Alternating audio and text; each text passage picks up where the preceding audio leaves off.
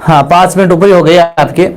तो देखिए मित्रों, नेक्स्ट चर्चा करते हैं हम। रणथंभौर दुर्ग पढ़ रहे थे, और रणथंभौर दुर्ग में जो अंतिम है, वो अंतिम लाइन हमने ये तक पढ़ी थी, जो जलालुद्दीन खिलजी है उसने 2 बार आक्रमण किया था।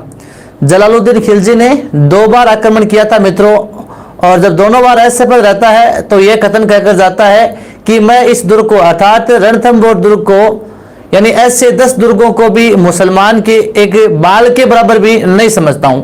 तो इस प्रकार का कथन कहकर जलालुद्दीन खिलजी है वापस चला जाता है। अब मित्रों नेक्स्ट चर्चा करते हैं रणथंभौर दुर्ग का साका। रणथंभौर दुर्ग का साका ये हुआ मित्रों 1301 ईस्वी में। रणथंभौर दुर्ग का साका कब हुआ? 1301 ईस्वी में हुआ था मित्रों, और यह राज्य का प्रथम साका था। राज्य का प्रथम साका 11 जुलाई 1301 को हुआ था मित्रों मुख्यतः। हाँ, और इस समय जो आक्रमणकारी था, साका तो आप समझ गए होंगे, हमने प्रथाओं में भी, हाँ प्रथाओं में भी चर्चा की थी। जहां पर केसरिया और जौहर दोनों होता है उसे साका कहते हैं। तो आक्रमणकारी कौन था मित्रों उस समय? अलाउद्दीन खिलजी। अलाउद्दीन खिलजी, हाँ इस समय आक्रमणकारी अलाउद्दीन खिलजी था मित्रों। और यहां का शासक कौन था? रणथंभौर का शासक है इस समय कौन था मित्रों? जब राजस्थान का प्रथम साका हुआ था इस समय यहां का शासक कौन था? हाँ वो शासक था मित्रों यहां का हमीरदेव चौहान। हमीरदेव चौहान, हमीरदेव चौहान है मित्रों वो शासक था। अब आक्रमण का कारण क्या था? देखिए मित्रों, हम ज्यादा इतिहास में नहीं जाएंगे, क्योंकि आप इतिहास में बिल्कुल जब इतिहास पढ़ते हो तो जो चौहान वंश है तो हमीरदेव बिल्कुल वहां पर पढ़ते हो। तो हम इतना ही कहेंगे, देखिए जो अलाउद्दीन है इसका एक सेनापति था मीर मोहम्मद शाह, और मोहम्मद शाह था, और जो अलाउद्दीन खिलजी है इसकी एक मराठा बेगम थी, उस मराठा बेगम का नाम था चिमना। हाँ, तो मोहम्मद शाह है वो इस चिमना से प्रेम करता था, यानी अलाउद्दीन से छिपकर मोहम्मद शाह अलाउद्दीन की मराठा बेगम से है प्रेम करता था, और अलाउद्दीन को इसका पता नहीं चला था। जब अलाउद्दीन को इस बात का पता चलता है कि मेरी जो मराठा बेगम है, अलाउद्दीन को जब पता चलता है कि मेरी मराठा बेगम चिमना है वो इस मीर मोहम्मद शाह के चिपकी हुई है, जब ऐसा पता चलता है तो ये अलाउद्दीन खिलजी इन दोनों को पकड़ने का आदेश देता है, और मीर मोहम्मद शाह और उसकी जो मराठा बेगम थी अलाउद्दीन की चिमना, ये दोनों कहां पर आ जाते हैं मित्रों? इस रणथंभौर में हमीरदेव चौहान की शरण में आ जाते हैं। फिर जो अलाउद्दीन खिलजी इसे पत्र भी लिखता है हमीरदेव को कि हमीर तुम या तो शरणागतों को मार दो या मुझे सौंप दो। लेकिन हमीर है, आपको पता है हमीर के लिए एक लाइन भी उक्ति भी प्रचलित है कि सिंह सुवन सतपुरुष वचन कदली फले एक बार तिरिया तेल हमीर हट चढ़े न दूजी बार। अर्थात शेरनी है वो शेर के पुत्र को एक बार जन्म देती है। सतपुरुष वचन, सतपुरुष है वो एक बार जो वचन कर देते हैं वही अटल रहता है। कदली फले एक बार, यानी केले में एक बार फल आता है। तिरिया तेल, अर्थात मैंने बताया था वधू के जीवन में एक बार तेल चढ़ता है जब बारात आ जाती है तब। और इसी प्रकार हमीर है वो शरणागतों की रक्षा के लिए जाना जाता है। तो इसीलिए हमीर ने कहा कि मैं तुम्हारी बेगम को नहीं लौटाऊंगा क्योंकि ये मेरे शरणागत है। इसलिए जब हमीरदेव इसको लौटाने से मना कर देता है चिमना और मीर मोहम्मद शाह को, तब ये अलाउद्दीन खिलजी यहाँ पर आक्रमण करता है। तो आक्रमण करता है तो इस समय शासक हमीरदेव चौहान था। तो केसरिया भी कौन करेगा मित्रों? इस समय इस युद्ध में केसरिया कौन करेगा? हमीर। हमीर क्या करता है? केसरिया करता है। और हमीर की पत्नी कौन थी? वो जौहर करेगी, रंगा देवी। रंगा देवी क्या करेगी? जौहर करेगी। हाँ, तो पुत्री कौन थी? पुत्री देवलदे, और देवलदे क्या करेगी? जल जौहर, जल जौहर, जल जौहर। ये जल जौहर करेगी पुत्री देवलदे। हमीर की पुत्री देवलदे मित्रों क्या करती है? जल जौहर करती है। तो ये ध्यान रखना मित्रों। और राजस्थान का प्रथम शाखा भी किस दुर्ग में हुआ था? रणथंभौर दुर्ग में। राजस्थान का प्रथम शाखा रणथंभौर दुर्ग में होता है, ध्यान रखना। राजस्थान का प्रथम केसरिया रणथंभौर दुर्ग में, प्रथम जौहर रणथंभौर दुर्ग में, प्रथम जल जौहर रणथंभौर दुर्ग में होता है। ये आपको ध्यान में रखना है मित्रों। हाँ, इसके बाद में बात करें मित्रों, इस आक्रमण के समय देखो, इस आक्रमण के समय अलाउद्दीन खिलजी, इसका एक सेनापति मारा गया था। रणथंभौर आक्रमण के समय अलाउद्दीन का एक सेनापति मारा गया था। वह सेनापति कौन मारा गया था मित्रों? नुसरत खां। ये ध्यान रखना, एग्जाम में पूछा गया है कि रणथंभौर अभियान के दौरान, ये हिस्ट्री का क्वेश्चन है भाई, रणथंभौर अभियान के दौरान इस अलाउद्दीन खिलजी का कौन सा सेनापति मारा गया था? नुसरत खां मारा गया था। जबकि मित्रों बात करें कि रणथंभौर दुर्ग जीतने के बाद, रणथंभौर दुर्ग जीतने के बाद अलाउद्दीन ने इसे किसे सौंपा? तो इसका एक सेनापति था उल्लुग खां। ये दो प्रमुख सेनापति थे, एक तो नुसरत खां और दूसरा था उल्लुग खां। और इस उल्लुग खां को दुर्ग सौंप दिया। तो रणथंभौर जीतने के बाद किसे सौंपा गया मित्रों? उल्लुग खां को सौंपा गया। एक क्वेश्चन और ध्यान में रखना है मित्रों आपको कि इस रणथंभौर दुर्ग की कुंजी, इस रणथंभौर दुर्ग की कुंजी पूछ ले आपको कि रणथंभौर दुर्ग की कुंजी किसे कहते हैं? रणथंभौर दुर्ग की कुंजी किसे कहते हैं? तो एक दुर्ग है मित्रों, उस दुर्ग का नाम है श्रीपंथ। क्या नाम है? श्रीपंथ या जाहिन का दुर्ग। यानी आपको यदि किसी विदेशी आक्रांता को मान लो रणथंभौर दुर्ग जीतना है, रणथंभौर दुर्ग जीतना है तो पहले इस श्रीपंथ या जाहिन के दुर्ग को जीतना पड़ेगा। इसलिए कहते हैं कि इस दुर्ग की कुंजी कौन सा है? श्रीपंथ या जाहिन दुर्ग। ये श्रीपंथ या जाहिन दुर्ग कहां पर है मित्रों? ये श्रीपंथ या जाहिन का दुर्ग छणगांव सवाईमाधोपुर में है। कहां पर है? छणगांव सवाईमाधोपुर में। ये आपको ध्यान में रखना है। तो ये मित्रों इस दुर्ग का नहीं, पूरे राजस्थान का प्रथम शाखा था, 1301 में हुआ था। और आक्रमणकारी अलाउद्दीन खिलजी था। यहाँ का शासक मीरदेव था जिसने केसरिया किया था, और जौहर इसकी पत्नी रंगादेवी ने किया था, और जलजोर पुत्री देवलदे ने किया था पद्मला तालाब में कूदकर। और इस समय इस अलाउद्दीन का जो नुसरत का सेनापति था वो मारा गया था, और दुर्ग है अलाउद्दीन ने उल्लुग खां को सौंपा था। जबकि इस दुर्ग की कुंजी किसे कहते हैं? श्रीपंथ या जाहिन के दुर्ग को कहते हैं, जो छणगांव सवाईमाधोपुर में है। तो लीजिए मित्रों एक बार इसका स्क्रीनशॉट।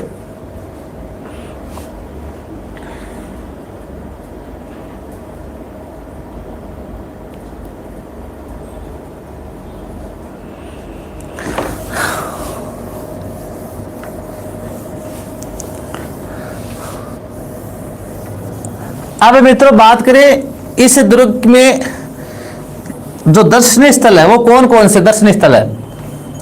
यानी रणथंभौर दुर्ग की चर्चा चल रही है मित्रों, और रणथंभौर दुर्ग के संदर्भ में मित्रों एक क्वेश्चन पूछा गया है कि इस दुर्ग का प्रवेश दरवाजा, रणथंभौर दुर्ग का प्रवेश दरवाजा कौन सा है?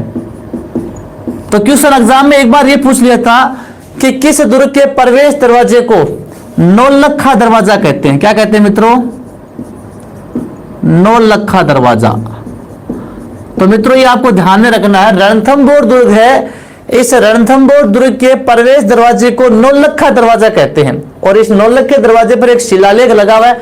उस शिलालेख के अनुसार कहते हैं कि इस दरवाजे का निर्माण जयपुर का राजा था जगत सिंह, और जगत सिंह ने इसका निर्माण करवाया था। तो प्रवेश दरवाजा है मित्रों नौलखा दरवाजा कहलाता है। ये आपको ध्यान में रखना, एग्जाम में पूछा गया है किस दुर्ग का प्रवेश दरवाजा नौलखा दरवाजा कहलाता है मित्रों? ये है आपके रणथंभौर दुर्ग का। हम दर्शनीय स्थल पढ़ रहे हैं मित्रों, इस दुर्ग के दर्शनीय स्थल, रणथंभौर दुर्ग के आप दर्शनीय स्थल पढ़ रहे हैं। अब नेक्स्ट बात करें मित्रों इसके बाद में, तो इसमें एक आता है आपके जोगी महल। रणथंभौर दुर्ग में क्या आता है मित्रों? जोगी महल। क्या था? जोगी महल अर्थात पर्यटन, वर्तमान में यानी पहले ये जो साधु संत थे उनके विश्राम गृह के लिए बनाया गया था।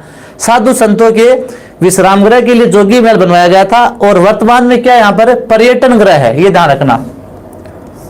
32 खंभों की छतरी, 32 खंभों की छतरी, जैत सिंह की छतरी या जेतर सिंह की छतरी, जैत सिंह की छतरी, इसे कहते हैं न्याय की छतरी, न्याय की छतरी। तो 32 खंभों की छतरी राजस्थान में मित्रों कहां पर है? ये रणथंभौर दुर्ग में है। यानी हमीरदेव चौहान ने इस छतरी का निर्माण करवाया था। हमीरदेव चौहान ने अपने पिता जैत सिंह की याद में, हमीरदेव ने अपने पिता जैत सिंह की याद में इस 32 खंभों की छतरी का निर्माण करवाया था। और हमीर है इस छतरी में बैठकर जनता के लिए न्याय करता था मित्रों, इसलिए इसे न्याय की छतरी भी कहते हैं। अधूरा स्वपन या अधूरी छतरी, अधूरा स्वपन या अधूरी छतरी मित्रों, इसका निर्माण करवाया था हाड़ी रानी कर्मावती ने। किसने करवाया था? हाड़ी रानी कर्मावती ने इसका निर्माण करवाया था। और इसका निर्माण अधूरा रह गया था, बीच में चली गई थी वो, इसलिए इसे कहते हैं अधूरी छतरी। ये इसकी चर्चा तो हमने कर ली है पहले ही। त्रिनेत्र गणेश मंदिर, दुनिया का एकमात्र त्रिनेत्र गणेश मंदिर कहां पर है मित्रों? ये रणथंभौर दुर्ग सवाईमाधोपुर में है। गणेश चतुर्थी के दिन यहां पर मेला लगता है, ये आपको ध्यान में रखना है। इसके अलावा यहां पर गणेश मंदिर के पीछे एक शिव मंदिर भी है, छोटा सा, ध्यान रखना। हाँ, पीर सदरुद्दीन की दरगाह, अलाउद्दीन ने इसका निर्माण करवाया था। पीर सदरुद्दीन की दरगाह किसकी है मित्रों? पीर सदरुद्दीन की दरगाह आपको पूछ ले तो वो भी कहां पर है मित्रों? रणथंभौर दुर्ग में, यह ध्यान रखना। हाँ, सुपारी महल, कौन सा महल है मित्रों? सुपारी महल। सुपारी महल, अब इस सुपारी महल की क्या विशेषता है मित्रों? ये पूरे राजस्थान का एकमात्र ऐसा महल है, यानी ये भावात्मक एकता का जीता जागता उदाहरण है। राजस्थान का सुपारी महल है, वो सिर्फ और सिर्फ रणथंभौर दुर्ग का सुपारी महल प्रसिद्ध इसलिए कि ये भावात्मक एकता का जीता जागता उदाहरण है। अर्थात इस सुपारी महल में एक ही स्थान पर देखो मंदिर, मस्जिद, वह गिरजाघर बने हैं, वह गिरजाघर बने हैं। तो ये ध्यान रखना है मित्रों, सुपारी महल रणथंभौर का है मित्रों।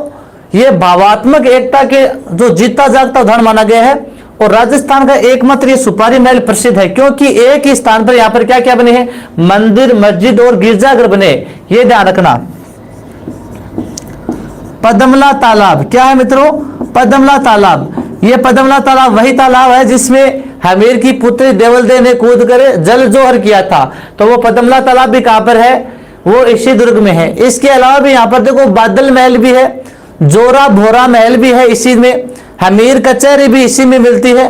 तो ये कई और मिलते हैं, लेकिन ये इंपॉर्टेंट चीजें ये है, ये एग्जाम में काफी बार पूछी गई है, जो मैंने लिखाई है।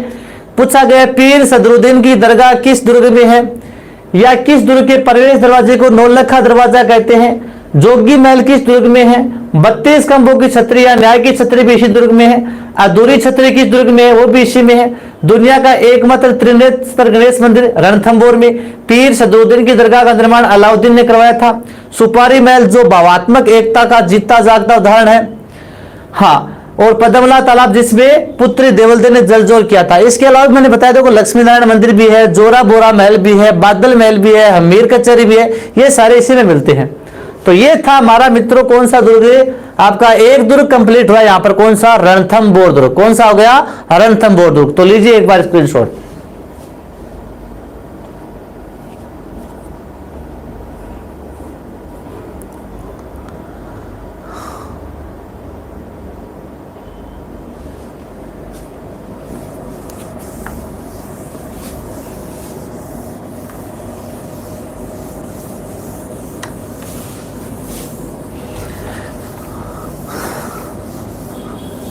नेक्स्ट चर्चा करते हैं, देखो मित्रों रणथंभौर दुर्ग के बाद में नंबर 2 पर लेते हैं हम बड़ा किला, लेते हैं चित्तौड़ दुर्ग।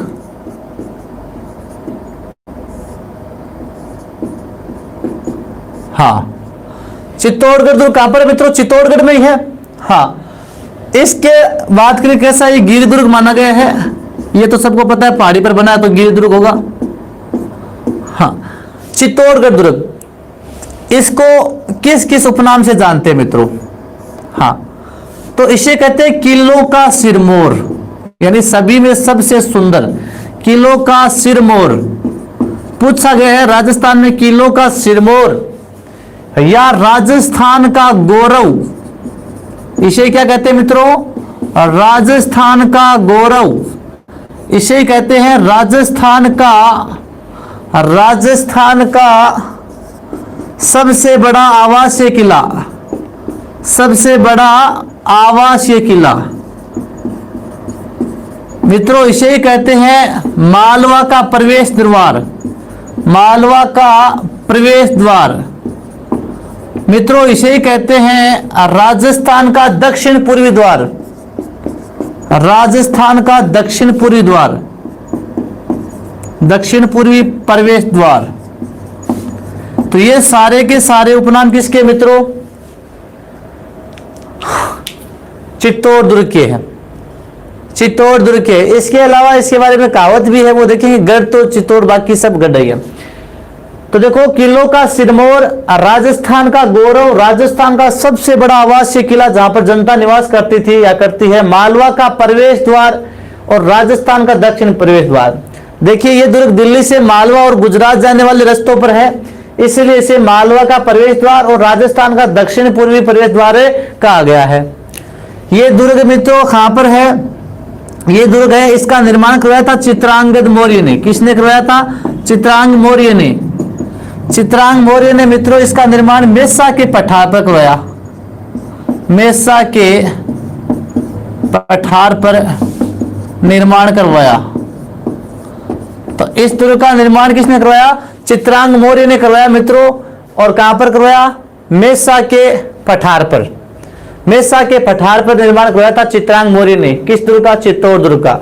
किस नदियों के किनारे? पूछ ले भाई, चित्तौड़ के दुर्ग है वो किन किन नदियों के किनारे हैं? तो मित्रों यह दुर्ग है वो गंभीरी व बेड़च नदियों के किनारे हैं, गंभीरी व बेड़च नदियों के किनारे हैं। यह दुर्ग है वो गंभीरी व बेड़च नदियों के किनारे, ही आपको ध्यान में रखना है। राजस्थान का सबसे बड़ा आवासीय किला बोले तो एक प्रकार से इंग्लिश में बोले तो लिविंग फोर्ट किला। राजस्थान का सबसे बड़ा लिविंग फोर्ट किला कौन सा है? वो भी आपका चित्तौड़गढ़ है, आपको ध्यान में रखना है मित्रों। हाँ बिल्कुल भाई, 7वीं शताब्दी में करवाया था चित्रांग मौर्य ने, बिल्कुल राजू जी। हाँ इसके अलावा बात करें, इस दुर्ग में राज्य का एकमात्र दुर्ग है जहां पर खेती की जाती है। राज्य का एकमात्र दुर्ग जहां पर खेती की जाती है वो कौन सा है मित्रों? वो चित्तौड़गढ़ दुर्ग है। राजस्थान का एकमात्र दुर्ग जहां पर खेती की जाती है वो चित्तौड़गढ़ दुर्ग है। और राजस्थान का क्षेत्रफल के आधार पर, क्षेत्रफल के आधार पर सबसे बड़ा, क्षेत्रफल के आधार पर सबसे बड़ा दुर्ग कौन सा है? चित्तौड़गढ़। क्षेत्रफल के आधार पर आपको पूछे सबसे बड़ा दुर्ग कौन सा मित्रों? चित्तौड़गढ़ दुर्ग है। यानी 8 किलोमीटर लंबा और 2 किलोमीटर चौड़ा, 8 किलोमीटर लंबा और 2 किलोमीटर चौड़ा है। ध्यान रखना मित्रों कौन सा? चित्तौड़गढ़ दुर्ग। तो चित्तौड़गढ़ दुर्ग चित्रांग मौर्य ने मेसा के पठार पर 7वीं शताब्दी में इसका निर्माण करवाया था, जो गंभीरी और बेड़च नदियों के किनारे है। राजस्थान का सबसे बड़ा लिविंग फोर्ट किला कौन सा है? चित्तौड़गढ़ आवासीय किला है। एकमात्र दुर्ग जहां पर खेती की जाती है चित्तौड़गढ़ दुर्ग। और क्षेत्रफल की बात की जाए तो क्षेत्रफल 8 किलोमीटर लंबा और 2 किलोमीटर चौड़ा, तो सबसे बड़ा क्षेत्रफल में दुर्ग यही है। और इसी दुर्ग का मित्रों जो आकार है वो आकार कैसा माना गया है? चित्तौड़ दुर्ग का आकार है वो महेल मछली के जैसा है, वहेल मछली जैसा। तो इस दुर्ग का आकार है वो वहेल मछली के समान माना गया है। तो एक बार लीजिए स्क्रीनशॉट।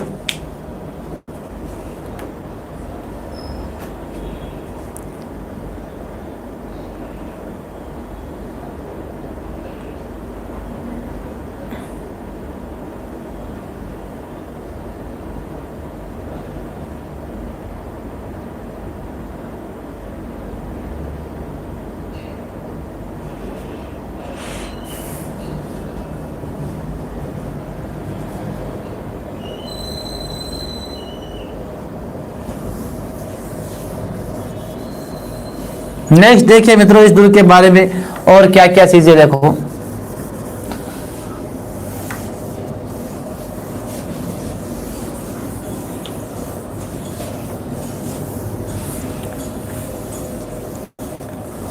ये तो सबको पता ही है भाई। इस दुर्ग के बारे में कहावत क्या है? इस दुर्ग के बारे में कहावत क्या है? गढ़ तो चित्तौड़ बाकी सब गढ़ैया, अर्थात चित्तौड़गढ़ है वो सर्वश्रेष्ठ माना गया है, बाकी सब गढ़ैया, अर्थात इसके सामने बाकी दुर्ग क्या है? तुच्छ माने गए हैं। तो गढ़ तो चित्तौड़ बाकी सब गढ़ैया। अब नेक्स्ट चर्चा करते हैं मित्रों। हाँ, यानी चित्रांग मौर्य ने निर्माण करवाया था। तो चित्रांग मौर्य ने इसका निर्माण करवाया था, तो इसी के नाम पर इसका नाम पड़ा था चित्रकूट दुर्ग। यानी चित्रांगद मौर्य के नाम पर इस दुर्ग का नाम क्या मिलता है? चित्रकूट दुर्ग मिलता है। अब मित्रों यहां पर जो मौर्य वंश का अंतिम संस्थापक था मान मौर्य, यानी मौर्य वंश का अंतिम शासक कौन था? मान मौर्य। इस मान मौर्य को हराकर चित्तौड़ पर अधिकार कौन करता है? गोहिल वंश का वास्तविक संस्थापक था बप्पा रावल। तो गोहिल वंश के वास्तविक संस्थापक बप्पा रावल ने यहां पर मौर्य वंश के अंतिम शासक मान मौर्य को हराकर इस चित्तौड़ दुर्ग पर अधिकार करता है। कब? 734 ईस्वी में। तो मान मौर्य को हराकर सन 734 में बप्पा रावल चित्तौड़ दुर्ग पर अधिकार करता है या चित्तौड़ पर अधिकार करता है। लेकिन ये ध्यान रखना मित्रों, क्वेश्चन आपके ये आ गया मान लो कि चित्तौड़ को सबसे पहले राजधानी किसने बनाई थी? चित्तौड़ को सबसे पहले राजधानी किसने बनाई थी मित्रों? वो बप्पा राव ने नहीं बनाई थी। चित्तौड़ को सबसे पहले राजधानी किसने बनाई थी? जेतर सिंह ने बनाई थी। किसने बनाई थी? जेतर सिंह ने। तो चित्तौड़ को सबसे पहले राजधानी बनाने का काम जेतर सिंह ने किया था और चित्तौड़ दुर्ग बप्पा राव ने जीता था 734 में मान मौर्य को हराकर। हालांकि जो डॉक्टर दशरथ शर्मा है, हाँ, डॉक्टर दशरथ शर्मा के अनुसार की बात की जाए तो चित्तौड़ दुर्ग का विजेता है वो जेतर सिंह को मानते हैं।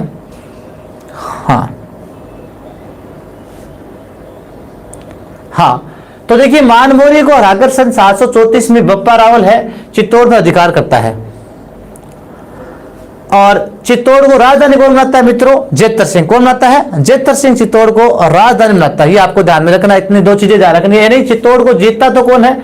बप्पा रावल, लेकिन चित्तौड़ को राजधानी कौन बनाता है? जेतर सिंह। ये दोनों क्वेश्चन ध्यान रखने आपको। हाँ, इसके बाद में बात करें मित्रों कि इस दुर्ग का आधुनिक निर्माता चित्तौड़ दुर्ग का आधुनिक निर्माता, यानी सर्वाधिक निर्माण किसने करवाया था? सर्वाधिक निर्माण करवाया था महाराणा कुंभा ने। तो महाराणा कुंभा को चित्तौड़ दुर्ग का आधुनिक निर्माता कहते हैं। क्या कहते हैं? आधुनिक निर्माता कहते हैं चित्तौड़ दुर्ग का। और इस चित्तौड़ दुर्ग पर सबसे पहले आक्रमण किसने किया? चित्तौड़ पर सबसे पहला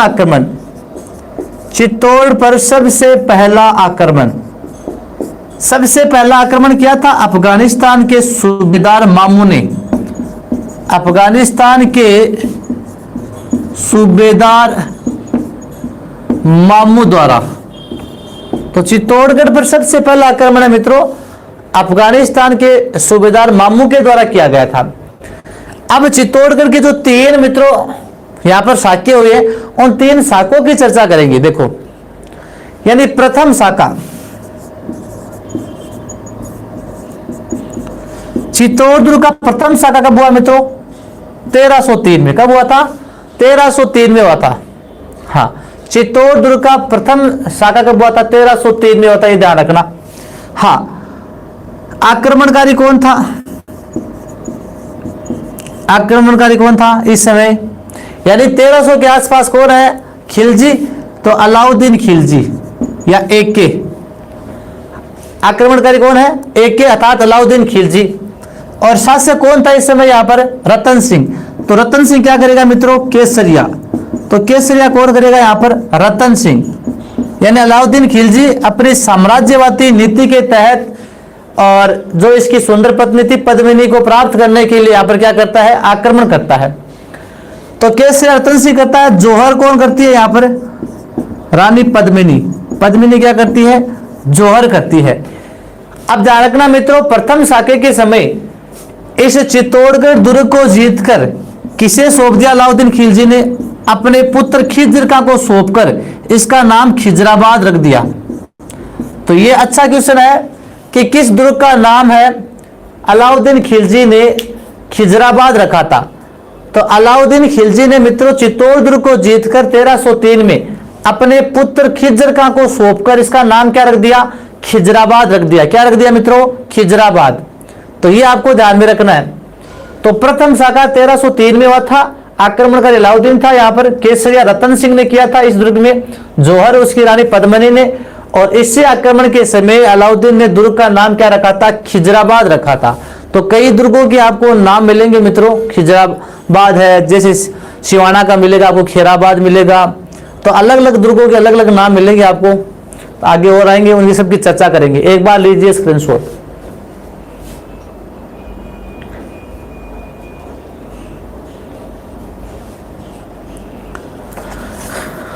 अब दूसरा शाखा कब हुआ देखो,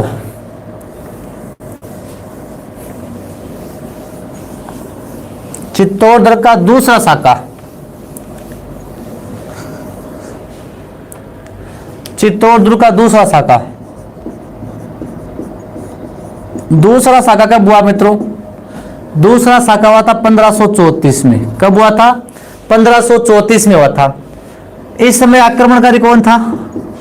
चित्तौड़ का दूसरा शाखा के समय जो हुआ था, इस समय आक्रमणकारी कौन था? गुजरात का था मित्रों बहादुर शाह। कौन था?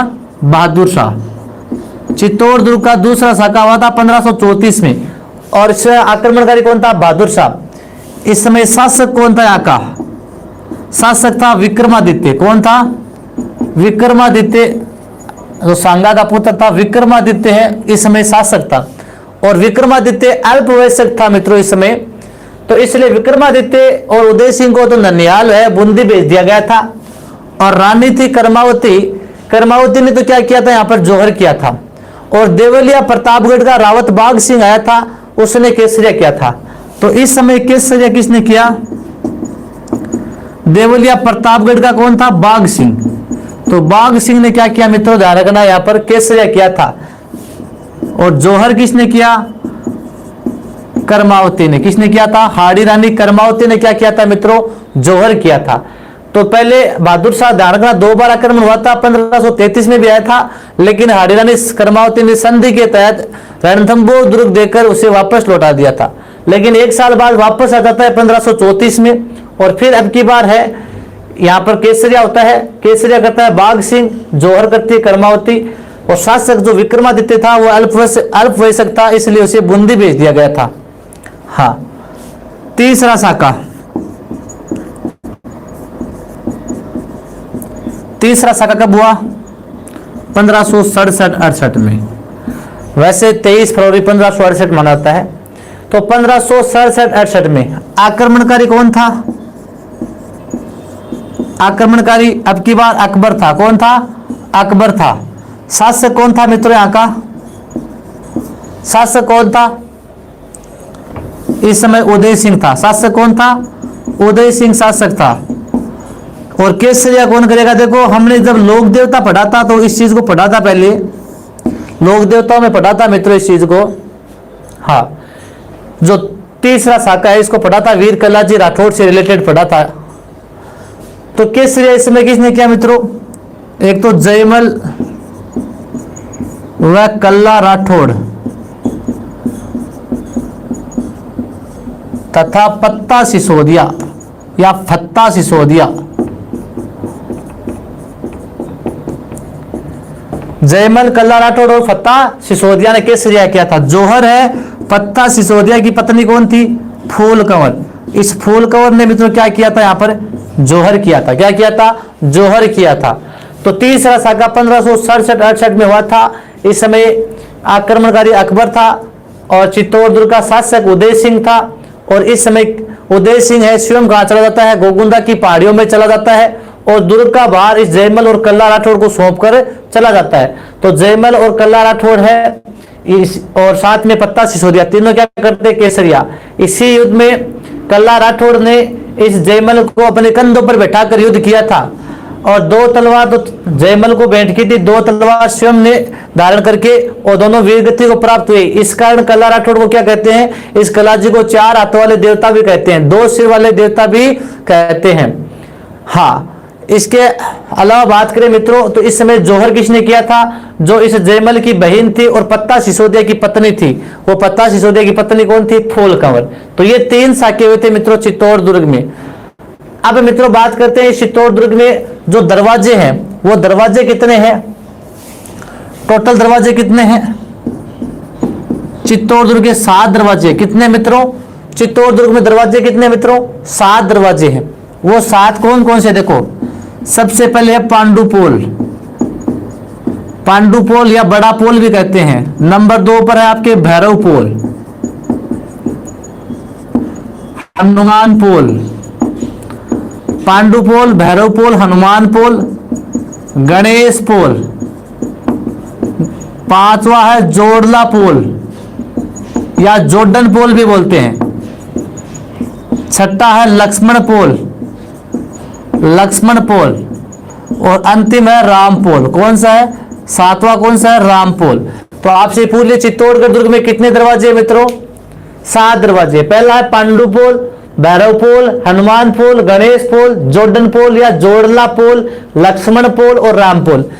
अब मित्रों जो पांडु पोल है, इस पांडु पोल के पास किसकी छतरी है, तो पांडु पोल के पास जो रावत बाघ सिंह है, किसकी छतरी है, बाघ सिंह की छतरी है। और बाघ सिंह कौन थे,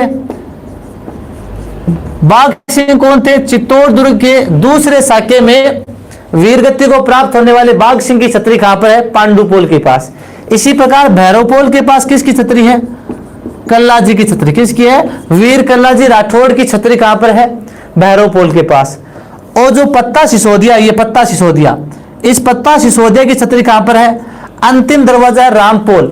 इस रामपोल के पास पत्ता सिसोदिया की छतरी है, ये आपको ध्यान में रखना है। तो मित्रों ये 7 दरवाजे हैं, 7 दरवाजे आपको ध्यान में रखने हैं। एक बार लीजिए स्क्रीनशॉट।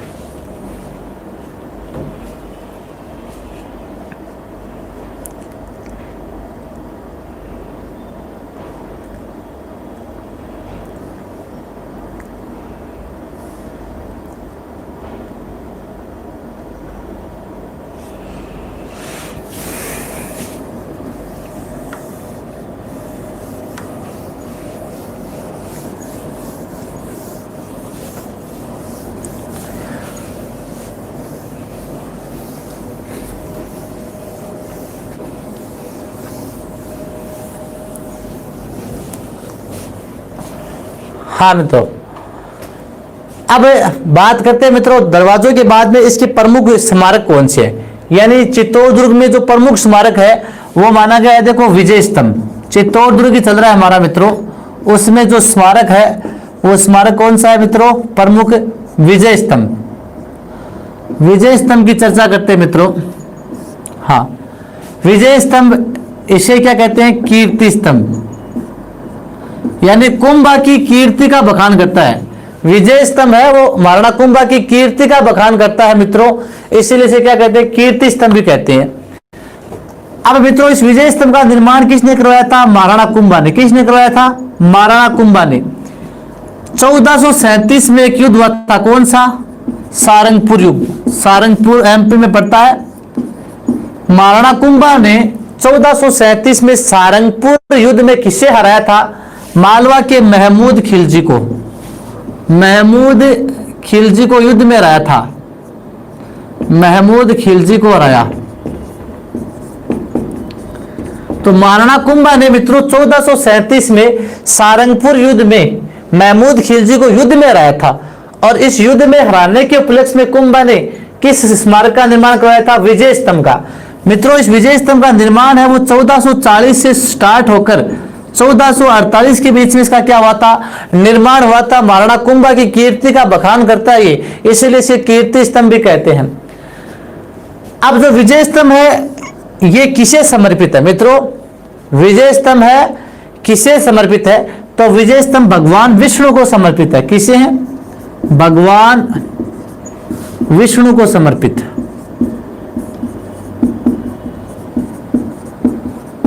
विजय स्तंभ आपसे पूछ ले किसे समर्पित है, भगवान विष्णु को समर्पित है, ये आपको ध्यान में रखना है मित्रों। और इस विजय स्तंभ पर हिंदू देवी देवताओं की बहुत सारी मूर्तियां लगी है, इसीलिए इसे कहते हैं मूर्तिकला का या भारतीय मूर्तिकला का अजायब घर। भारतीय मूर्तिकला का अजायब घर। तो मूर्तिकला का अजायब घर पूछ ले, मूर्तिकला का विश्व कोश। तो हिंदू देवी देवताओं की मूर्तियां लगी है मित्रों इस पर, हिंदू देवी देवताओं की मूर्तियां लगी है विजय स्तंभ पर, इसलिए इसे भारतीय मूर्तिकला का विश्व कोश, मूर्तिकला का अजायब घर कहते हैं। ये आपको ध्यान में रखना है मित्रों। अब जो कर्नल टोड है, कर्नल जेम्स टोड, ये क्या कहता है मित्रों, ये विजय स्तंभ है, ये कुतुब मीनार से भी उत्तम है। विजय स्तंभ है, कुतुब मीनार से भी उत्तम है। विजय स्तंभ कुतुब मीनार से भी उत्तम है।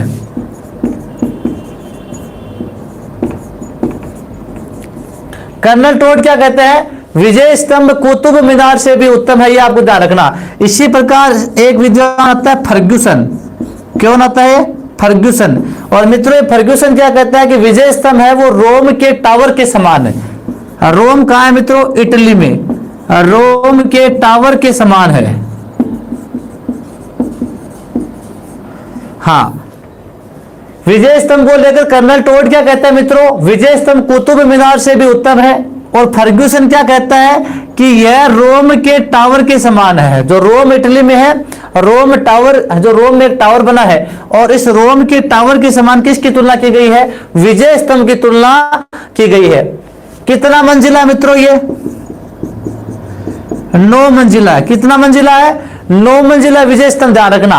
और इसकी जो तीसरी मंजिल है, कौन सी, तीसरी मंजिल, इस तीसरी मंजिल पर 9 बार अरबी भाषा में अल्लाह शब्द लिखा है। अरबी भाषा में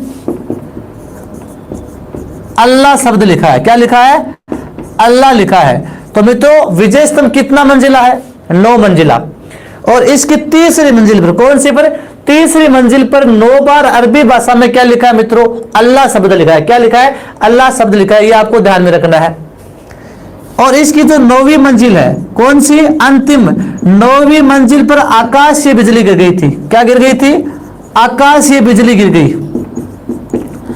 हाँ, विजय स्तंभ की 9वीं मंजिल पर आकाशीय बिजली गिर गई थी मित्रों, जिसके कारण यह क्षतिग्रस्त हो गया था।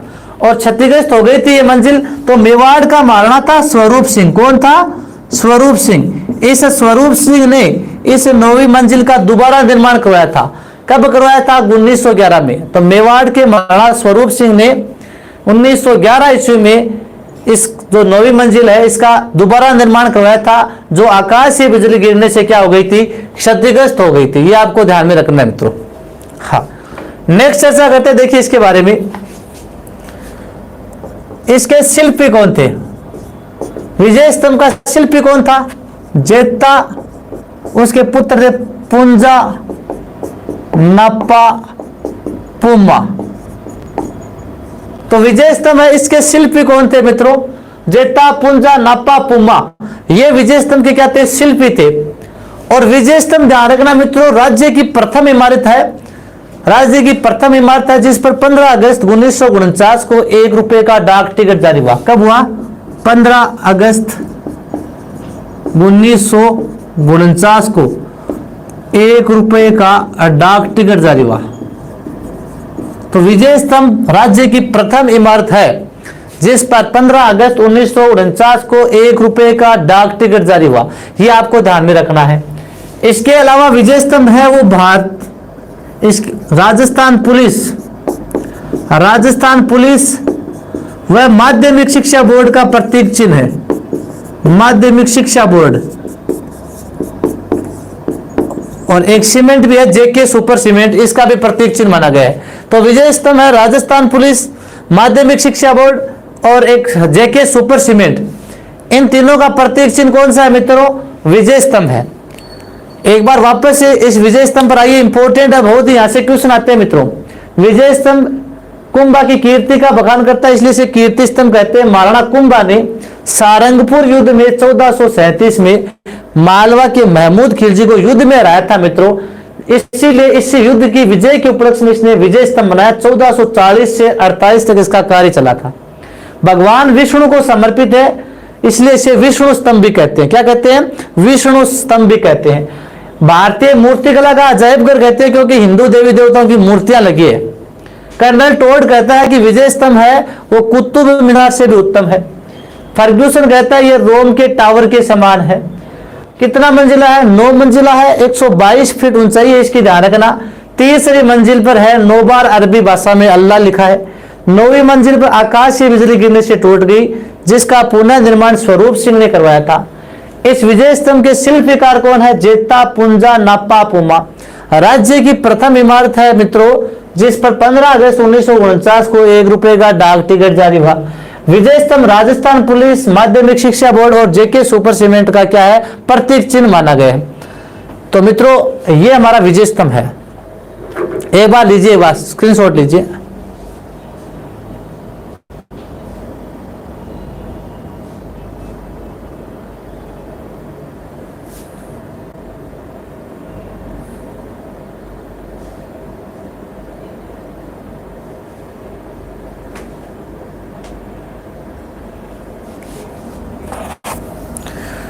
मित्रों क्लास को लाइक कीजिए।